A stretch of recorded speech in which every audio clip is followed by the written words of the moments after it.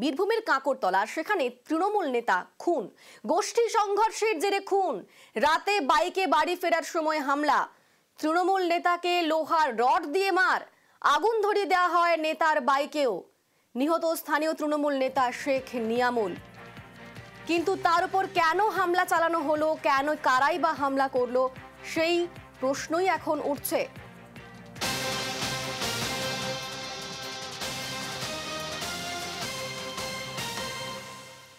আমাদের সঙ্গে এই মুহূর্তে সরাসরি রয়েছেন প্রতিনিধি সুপ্রতিম। সুপ্রতিম, এই তৃণমূল নেতার উপর কারা হামলা চালালো, এর পেছনে একটা গোষ্ঠীদ্বন্দ্ব উঠে আসছে, কিন্তু সেই গোষ্ঠী কারা কারা, ঠিক কি ঘটনা ঘটলো? দেখো, যে ঘটনা ঘটেছে সেটা হচ্ছে বীরভূমের কাঁকরতলা থানা এলাকার বর্ডার গ্রামে। এবং এই যে স্থানীয় তৃণমূল নেতা শেখ নিয়ামুল, সে যখন গতকাল রাত্রেবেলায় বাস স্ট্যান্ড এলাকা থেকে নিজের বাড়ি ফিরছিল, সেই সময় তাকে ঘিরে ধরে মারধর করা হয় এবং মারধর করা হয় লোহার রড দিয়ে, পাথর দিয়ে। এবং তাকে কিন্তু আশঙ্কাজনক অবস্থায় সিউড়ি সুপার স্পেশালিটি হাসপাতালে নেওয়া হয় এবং সেখান থেকে দুর্গাপুর নিয়ে যাওয়ার পথে রাত্রে তার মৃত্যু হয়েছে। তবে যেটুকু আমরা জানতে পেরেছি যে এইটা কিন্তু তৃণমূলের স্থানীয় একটা গোষ্ঠীদ্বন্দ্ব। দীর্ঘদিন ধরে কালো গোষ্ঠীর সঙ্গে কিন্তু এই নেতার একটা শেখ নিয়ামুল তার একটা ঝামেলা, পুরনো বিবাদ লেগেই ছিল। এবং গতকাল রাত্রে যখন তাকে মারধর করা হয়, তারপরেই কিন্তু তাকে সিউড়ি হাসপাতাল এবং তাকে স্থানান্তরিত করার পরে তার মৃত্যু হয়।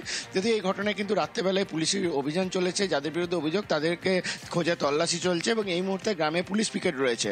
তবে যে তৃণমূল নেতার যে নিহত তৃণমূল নেতার যে আত্মীয় পঞ্চায়েত সদস্য, সে কিন্তু জানিয়েছে এর সঙ্গে তৃণমূলের গোষ্ঠীর যোগ নেই। এর মধ্যে কিন্তু যাদের একটা পুরনো বিবাদ, তার জেরেই কিন্তু মৃত্যু রয়েছে। তবে যেহেতু মারা গেছে এবং অভিযোগ হয়েছে, পুলিশ কিন্তু অভিযুক্তদের খোঁজে তল্লাশি চালাচ্ছে। বেশ, ধন্যবাদ সুপ্রতিম। ভাই মোটরসাইকেলে যখন বাড়ি আসছিল তখন একে অ্যাটাক করে এই ব্যাপার লাইনে, তারপরে কিছু মানুষ আমাদেরকে খবর দেয় যে এই ব্যাপার লাইনে ওদের দৌড়ে, কালোদের দৌড়ে মেরে ফেলেছিল। ওদের সঙ্গে একটা দুশ্মনের ব্যাপার আছে, হিংসা তাদের সাথে, কালোদের সঙ্গে। ওরা সমস্ত জিনিসকে আপনার লুটে পুটে খাওয়ার লাইনের লোক। ওরা কোনো দলই করে না, কোনো দলের নয়। আর ট্যাংরার দিকে নজর রাখতেই হচ্ছে। ট্যাংরায় ৩ জনের দেহ উদ্ধারে প্রচুর প্রশ্ন, প্রচুর রহস্য। অপরদিকে ট্যাংরার ৩ খুনে আজই কি গ্রেফতার? পুলিশ সূত্রে খবর, আজকে গ্রেফতার করা হতে পারে বড় ভাই প্রণয়কে। আজ বেসরকারি হাসপাতাল থেকে ছাড়া হতে পারে তাকে। ট্যাংরায় 3 জনের দেহ উদ্ধার, আর সেখানে আরো তথ্য এসেছে, নতুন করে রক্তমাখা জামা কাপড় উদ্ধার করা হয়েছে। তো সেগুলি কিভাবে এলো, সেই প্রশ্ন উঠছে। আমাদের সঙ্গে এই মুহূর্তে সরাসরি রয়েছেন প্রতিনিধি রৌনক। রৌনক, একাধিক প্রশ্ন তো উঠছেই, অপরদিকে পুলিশ গ্রেফতারের প্রস্তুতি করছে। তো এই বড় ভাই এই খুনের সঙ্গে কিভাবে জড়িত, পুলিশ এখনো পর্যন্ত কি বলছে, তাকে কেন বা গ্রেফতার করা হচ্ছে, কখন তাকে গ্রেফতার করা হবে? দেখো, একেবারেই এই যে ট্যাংরা কাণ্ডে প্রাথমিক ময়নাতদন্ত রিপোর্টের পর নিশ্চিত হওয়া হয়েছে যে এই 3 জনকেই খুন করা হয়েছে। তার পেছনে পরিকল্পনা কার ছিল? প্রণয় দে এবং প্রসূন দেকে কিন্তু প্রথম দিন থেকেই জিজ্ঞাসাবাদ করতে চায় তদন্তকারী আধিকারিকরা। যতক্ষণ না পর্যন্ত তারা শারীরিকভাবে সুস্থ হচ্ছে, ততক্ষণ পর্যন্ত কিন্তু তাদের ম্যারাথন জিজ্ঞাসাবাদ করতে পারছিলেন না তারা। একটা সম্ভাবনা রয়েছে, হাসপাতাল সূত্রে জানা যাচ্ছে আজই কিন্তু এই প্রণয় দে এবং নাবালক প্রণয় দের পুত্র, এই দুজনকেই ছাড়া হতে পারে এবং কোনো সরকারি হাসপাতালে স্থানান্তরিত করতে পারে পুলিশ। যেহেতু সেখান থেকেই ডাক্তারের কাছ থেকে ফিট সার্টিফিকেট দেওয়ার পরই কিন্তু গ্রেফতারির প্রস্তুতি এবং গ্রেফতার করেই তাদেরকে জিজ্ঞাসাবাদ করার সম্ভাবনা রয়েছে। এবং অপর যে ভাই প্রসূন দে, অর্থাৎ যে ছোট ভাই, তার শারীরিক অবস্থা অন্যদের তুলনায় কিছুটা আশঙ্কাজনক। তার জন্যই কিন্তু তাকে আগামী 2 থেকে 3 দিনের মধ্যেই এই বেসরকারি হাসপাতাল থেকে ছাড়ার সম্ভাবনা রয়েছে। এই যে ট্যাংরার ঘটনা, খুন নিশ্চিত হওয়ার পর থেকেই কিন্তু পুলিশ তদন্তে নেমেছে। একাধিক এভিডেন্স তাদের সামনে এসেছে। সেক্ষেত্রে যেভাবে খুন করা হয়েছে, প্রথমে অ্যাটেম্প টু মার্ডার, অর্থাৎ পায়েসের মধ্যে ঘুমের ওষুধ খাইয়ে বিষক্রিয়ার কারণে নাবালিকার মৃত্যু হয়েছে।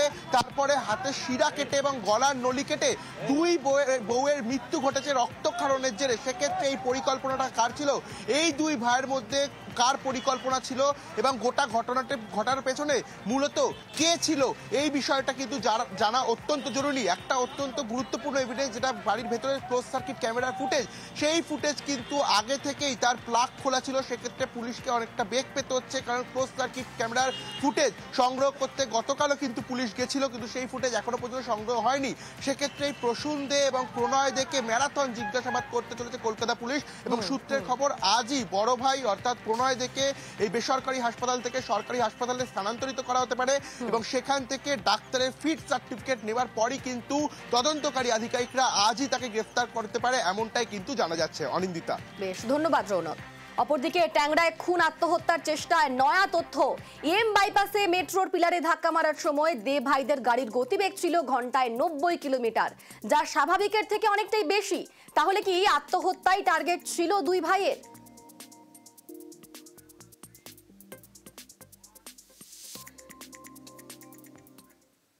বুধবার ট্যাংরায় দে পরিবারের বাড়ি থেকে উদ্ধার 3 জনের দেহ। বাড়ি থেকে রক্তমাখা জামা কাপড় উদ্ধার করেছে পুলিশ। এই জামা কাপড় কার? পরিবারের বাইরের কারো? তাহলে কি ট্যাংরায় 3 খুনে তৃতীয় কোনো ব্যক্তি জড়িত? এ নিয়ে তৈরি হয়েছে রহস্য। ট্যাংরায় 3 জন খুন, বাড়ির 2 বউ সুদেষ্ণা দে, রমি দে এবং রমির মেয়ে প্রিয়ংবদা। বুধবার এই বাড়ির দোতলার 3টি ঘর থেকে এই 3 জনের দেহ উদ্ধার হয়। এই 3 জনকে কে বা কারা খুন করলো, এটাই এখন বড় প্রশ্ন। এই দেহ উদ্ধারের সঙ্গে একটি দুর্ঘটনা জড়িত। দে পরিবারের 3 জন দুর্ঘটনায় জখম হন। 2 ভাই প্রণয়, প্রসূন এবং প্রণয়ের ছেলে প্রতীপ। 2 ভাইয়ের দেওয়া তথ্য থেকেই ট্যাংরা শিল লেনের বাড়ি থেকে 3টি দেহ উদ্ধার হয়। 2 ভাই খুনের কথা স্বীকার করে বলেও দাবি পুলিশের, কিন্তু তারপরেও রহস্যের জট কাটছে না।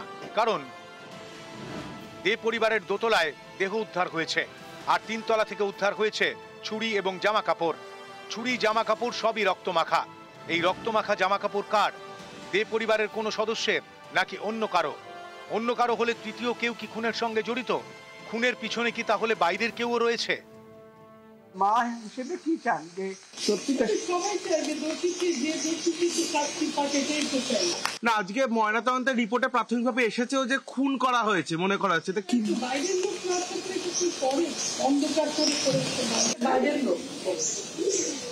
বাইরের লোক? মানে এটা কার প্রতি কোনো সন্দেহ আছে যে এরকম আনাগোনা? মানে কোনো সন্দেহ আছে আপনাদের কারোর প্রতি? পুলিশ জানতে পেরেছে 3 জনকেই প্রথমে ঘুমের ওষুধ মেশানো পায়েস খাওয়ানো হয়, তাতেই মারা যায় কিশোরী প্রিয়ংবদা। তারপর 2 মহিলা সুদেষ্ণা এবং রমিকে গলার নলি ও হাতের শিরা কেটে খুন করা হয়। পুলিশের দাবি, জিজ্ঞাসাবাদে দে পরিবারের ছোট ভাই প্রসূন খুনের কথা স্বীকার করেছে। জানিয়েছে সুদেষ্ণা এবং রমির শিরা কেটে সে খুন করেছে। তখন বড় ভাই প্রণয় কি করছিল? 2 বউ কতটা গভীর ঘুমে ছিলেন যে নলি বা শিরা কাটার সময় প্রতিরোধ করলেন না? নাকি খুনের সময় সুদেষ্ণা ও রমিকে চেপে ধরেছিল প্রণয়? এসব প্রশ্নের উত্তর খুঁজতে শুক্রবার ট্যাংরায় যান ফরেনসিক মেডিসিনের 4 চিকিৎসক। তারা নমুনা সংগ্রহ করেন। খুনের ঘটনাস্থল দেখে তাঁদের মনেও নানা প্রশ্ন।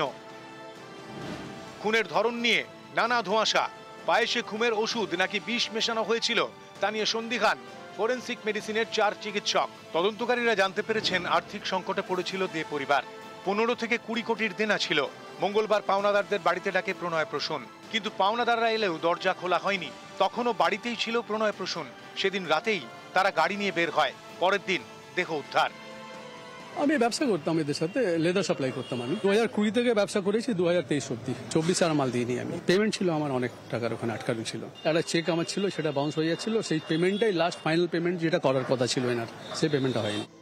এছাড়াও প্রশ্ন উঠছে ট্যাংরার দে পরিবারের সিসি ক্যামেরা নিয়ে। তদন্তকারীরা জানতে পেরেছেন বাড়িতে মোট 18টি সিসি ক্যামেরা, কিন্তু সিসি ক্যামেরার মেইন ডিভাইসের প্লাগ খোলা ছিল। তাই খুনের দিন বা খুনের সময়ে বাড়ির ভিতরের কোনো ফুটেজ পায়নি পুলিশ। অর্থাৎ একেবারে ঠান্ডা মাথায় ছক কষে খুন। ফুটেজ যাতে না মেলে তাই সিসি ক্যামেরার কানেকশনই খুলে দেওয়া হয়। শুধু তাই নয়, খুনের পর বেশ রাতে বাড়ি ছাড়ে দে পরিবারের 2 ভাই, সঙ্গে বড় ভাইয়ের ছেলে। সবাই একদম নির্লিপ্ত, যেন কিছুই হয়নি, সব স্বাভাবিক। এলাকার অন্য একটি সিসি ক্যামেরার ফুটেজে সেই ছবি ধরা পড়েছে। নিউজ 18 বাংলা।